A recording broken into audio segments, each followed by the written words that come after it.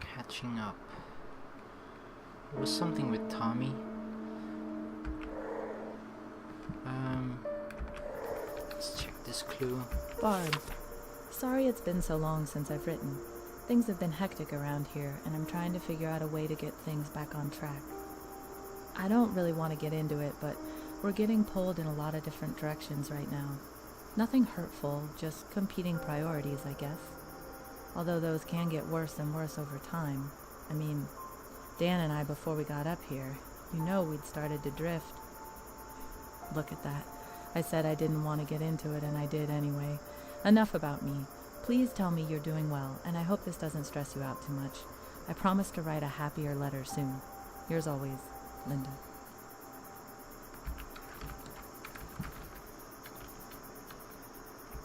Hi, Mom.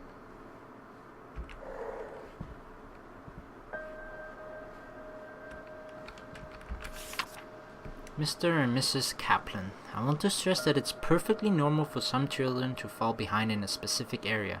Tommy may be struggling with reading comprehension, but his verbal and visual abilities are excellent. That said, he won't catch up on his own. He will need support from both of you. I recommend that you do the attached exercises with Tommy every weekend morning for 1 to 2 hours. He'll be unable to focus exclusively on these for 2 straight hours, so you need to take intermittent breaks, but use your judgment and stay with it as long as you feel he can stay engaged.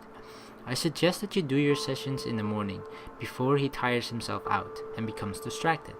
I feel confident that with a supportive environment and dedicated exercise, he will catch up to the other children in his class. Please be in touch if you have any questions. Is that something? No.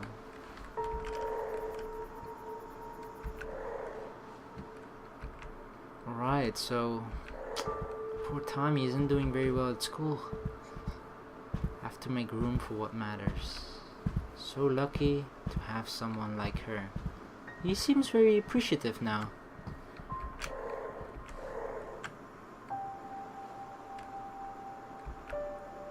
We can make time.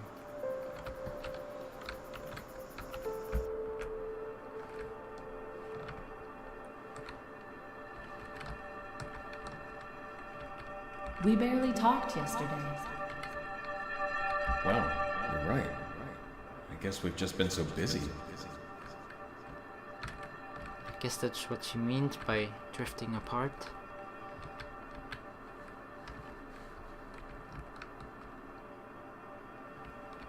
It's strange though, you live in that house.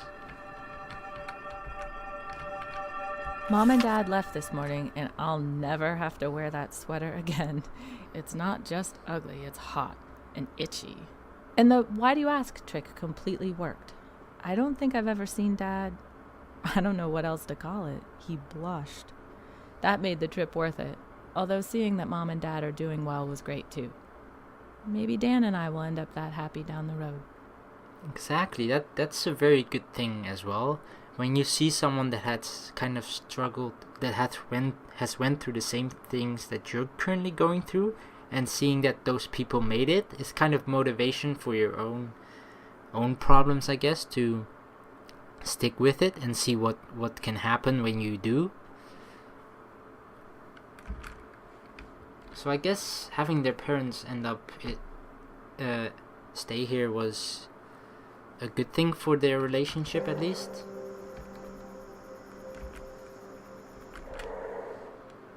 Can't just keep starting and stopping. He really wants to stick with...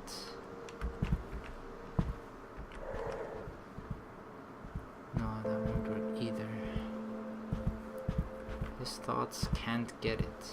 Can't get what? He's coming, isn't he? Yeah. Like it always. Having fun? Yeah. Well, where did he go? Having fun? Uh-huh. Having fun where? Is he inside the TV? Oh, there he is. I guess we'll go through his memory first then.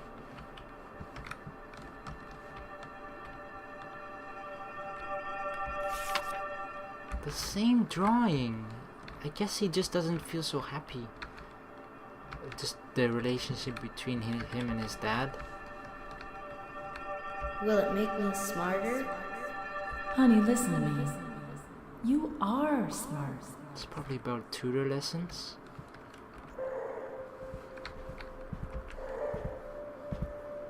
Can't beat me.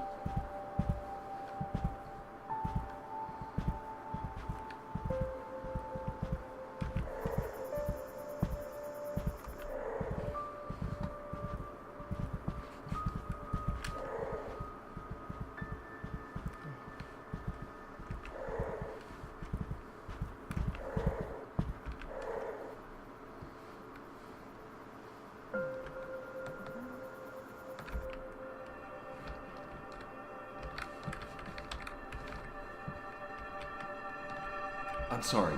I shouldn't have snapped. I just... Whoa. Whoa, what did you do?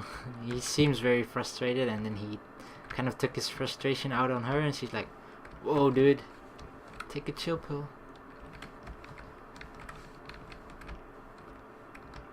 And he's standing outside, or staring out the window.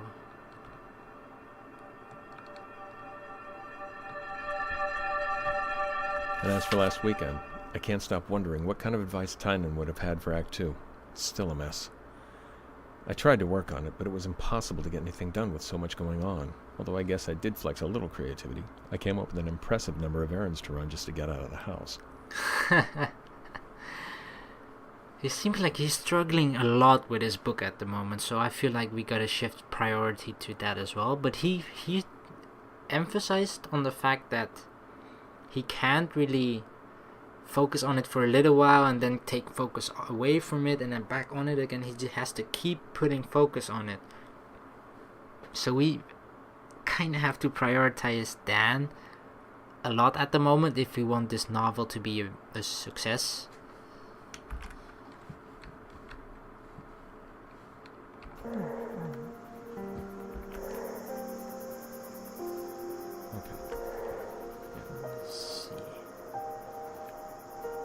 Still here. Time. This would all be easier if I didn't ever have to sleep. Last night after Linda went to bed, I spent some time, there's that word again, trying to make everything fit. I even drew up a little chart. The math is simple. It doesn't work. Technically, I could still get in 8 hours, assuming I don't eat or need to do anything that's not writing. But what about letters, reading, dealing with Paul? Hell, what about doing the dishes or taking out the trash? Not to mention that knocking off for the day isn't like flipping off a switch. It takes time to crawl out of my head and start functioning like a normal person again. And I can't just split it up into smaller chunks. Sometimes it takes an hour of false starts just to get going on anything usable, and stopping just sends the whole process right back to square one. Something's got to give. See, that's it. It's the continuous stop start. It has to be continuous creativity, inspiration flowing through him at the whole time for his book to be, for him to actually be 100% focused on the book, I guess. 1 out of 3 clues found. I'll put it like this. He's writing over there. I want to read that book. Is there anything else over here? I don't think so. She put the sweater away. Alright, he's leaving.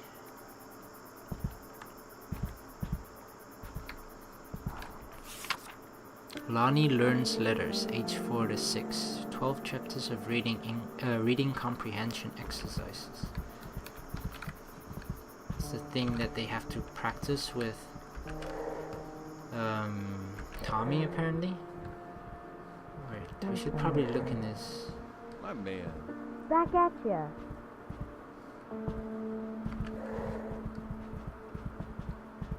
No one's upstairs, I believe. Hey, honey. Hey, mommy.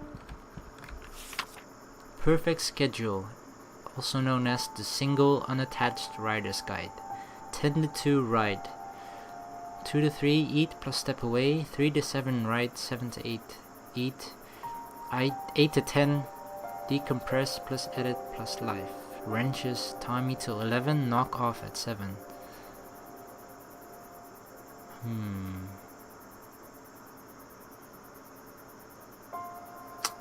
Yeah, that's the perfect schedule for him. But that would be without any of the other responsibilities that he has towards his wife and son. That would be the perfect, I guess, schedule for him. But then there are wrenches. Then he either has to, if he does that, he has to spend time with Tommy till 11, or maybe stop a little bit earlier so he can, I don't know, do something with his wife. Alan, this letter might come from out of the blue, but do you remember when you told me about Bobby falling behind on reading? Looks like we're there with Tommy. We knew he was struggling when we came up here, but his teacher gave us a list of books for him to work on over the break and said we should see how he responded to the change in environment. She gave us a few sample readings and told us to keep an eye on how he was grasping the concepts. Tommy still isn't there, and long story short, the pediatrician in town knows a specialist who gave us some exercises to try. They seem pretty straightforward, but I wanted to write and see if you had any tips that helped you guys with Bobby. Damn. Just realized I didn't even ask how you've been. I'm sorry.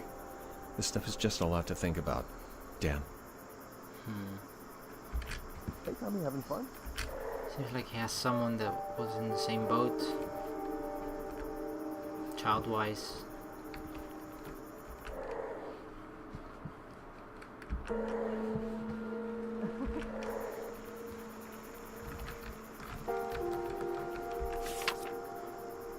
That funny book crossed out.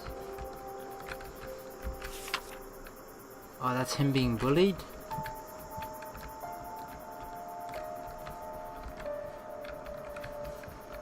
Why would anyone bully that kid?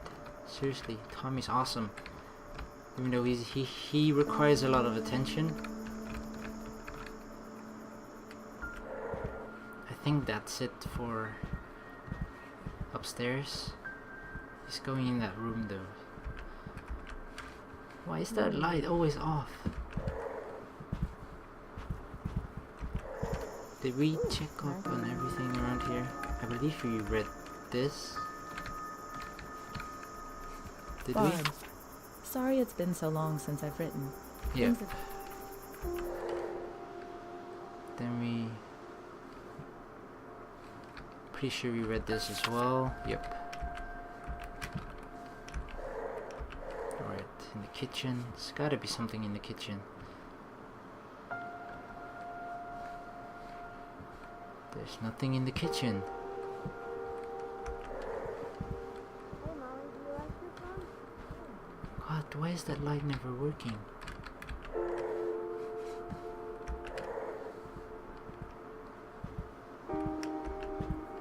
Man said to do the Lonnie book every morning.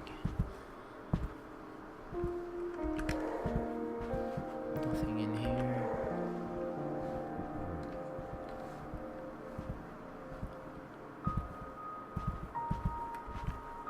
Seems so reasonable. Here we go.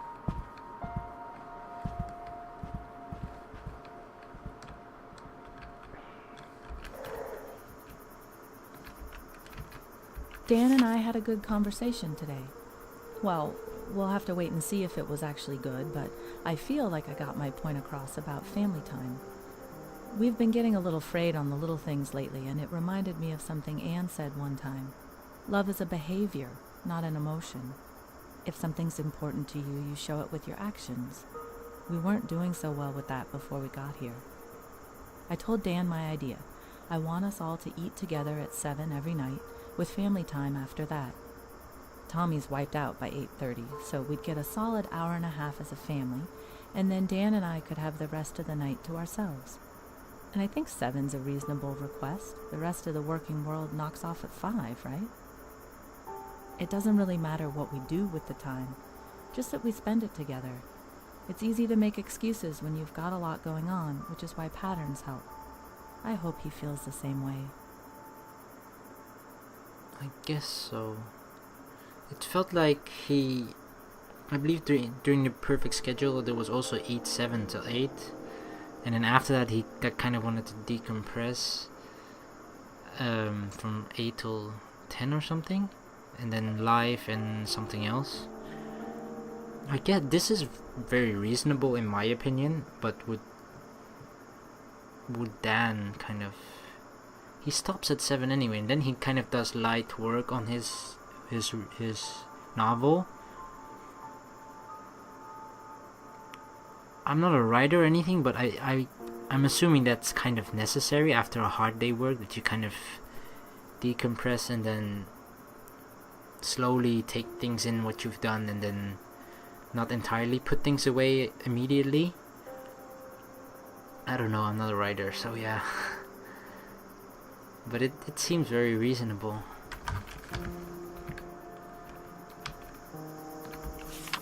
Ideas, weekly outing, where, Tuesday movie night, check channel guide, or maybe going to town, family dinner, to old-fashioned, picnic, farmer's market.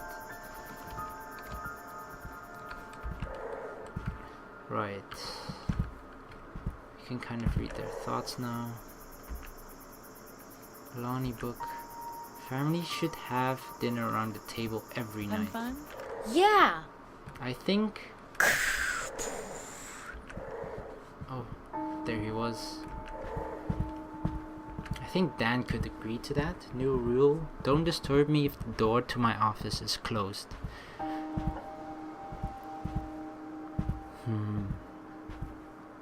Penny coming along? I think so. Thanks, yeah. Catching up.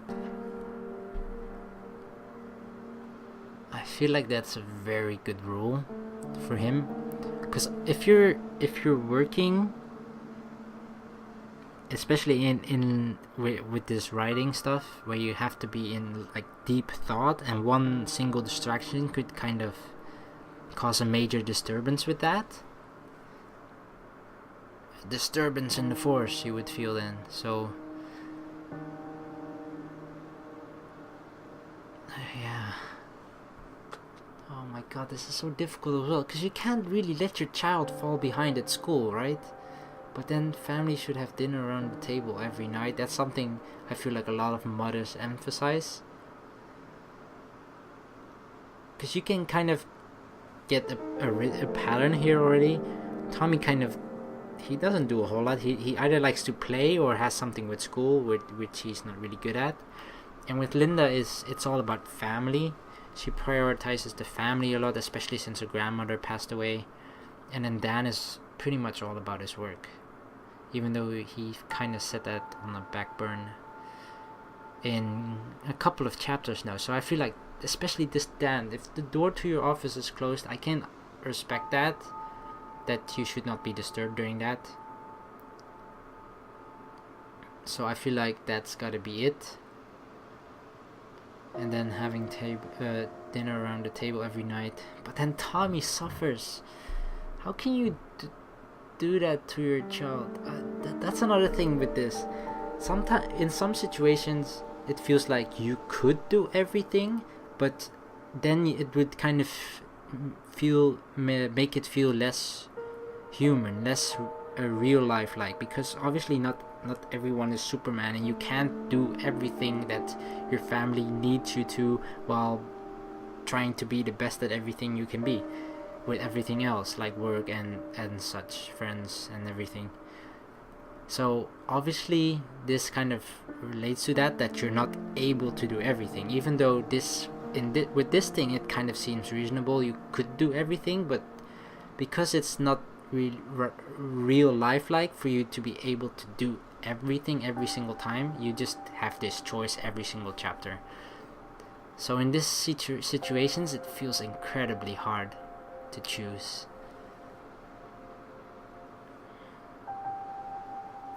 Do I just say screw that, no dinner around the table? I mean that's kind of common sense, right? But in a not really disturbed family, but just a family who aren't really flowing very well, that might seem like not a priority for every single person. God, this is so difficult. I definitely need to dance first. I'll just worry about that. Everything going okay? Yeah.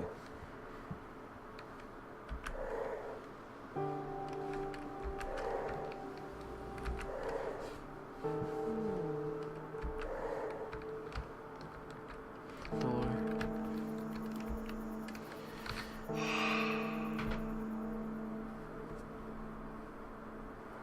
I feel like Dan just really needs to be busy with his book. That's what he needs to do right now. Right, table, family table. Let's read these things first. Nothing on the coffee table. The Diary of K. Williams, May 8th, 1952. Jay is gone and I am alone. That is the sum of it. No other thought enters my mind. Wed 38 years, now alone. A senseless accident has taken Jay from me. What should I do with myself? I do not know. Money is no worry. Time, that is the thing. There is so much of it still ahead of me. I have been blessed with health, but that blessing is now a curse. It is nothing more than a curse of time alone, without Jay. I attempted to look ahead, but cannot envision a path without Jay. For so long, I had no need to imagine one. The children do not understand why I have come to this house alone, as they cannot understand my loss.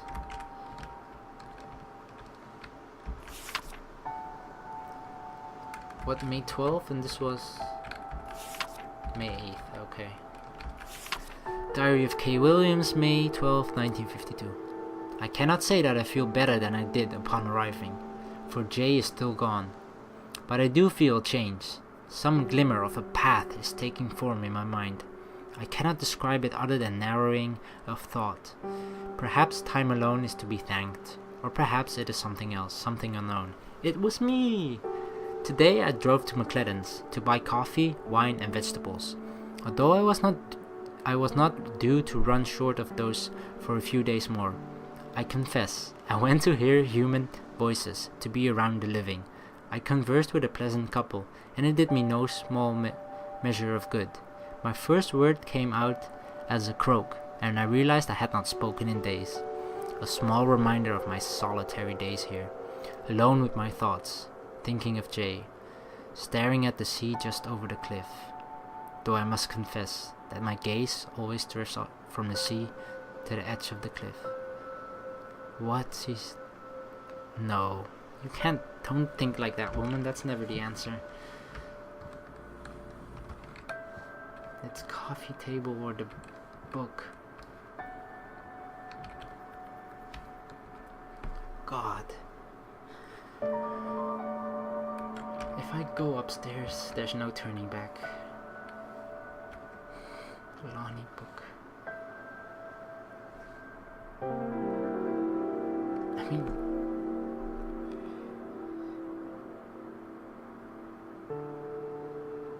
But does Tommy directly as himself, his happiness at that point won't be affected if you don't choose the Lonnie book, because he probably doesn't see it as a priority that, oh, you have to help me with my homework, not at that age at least, if he doesn't find school important. So this family choice at the table would be kind of the best thing for everyone at that point, but then I feel like it's going to hurt him so much later on if he doesn't learn to read properly or falls behind just in general at school. Oh, we have to choose something though. Table. It's so difficult. Alright, whisper.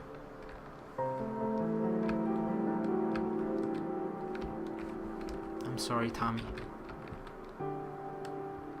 He's going to be working at Walmart for the rest of his life. Why should you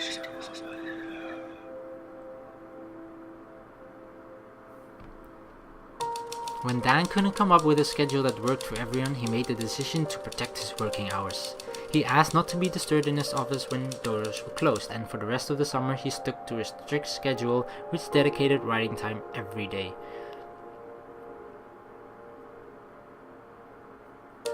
Dan couldn't find time to knock off completely at 7 every night, but he agreed to have dinner at the table each night before heading back to work. Linda and Tommy misses him after dinner with the sound of the typewriter, the only sign he was even in the house, but they were glad for the time they did get at the table. Uh-oh, Tommy. Tommy didn't understand why his father, a writer, wouldn't help him with his reading lessons. Linda devoted herself to Tommy's morning practice, but only one parent dare send a message that Tommy couldn't forget. The sound of Dan's typewriter drifting down to the den was a constant reminder of Dan's priorities. As July came to an end, the Kaplans' lives had developed a pattern.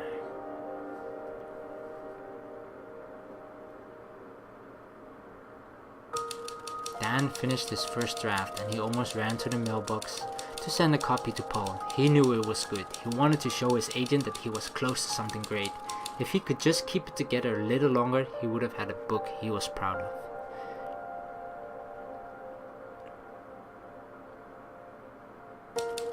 And on the following Tuesday, Tommy put on an art show in the den, explaining his drawings to his parents one by one.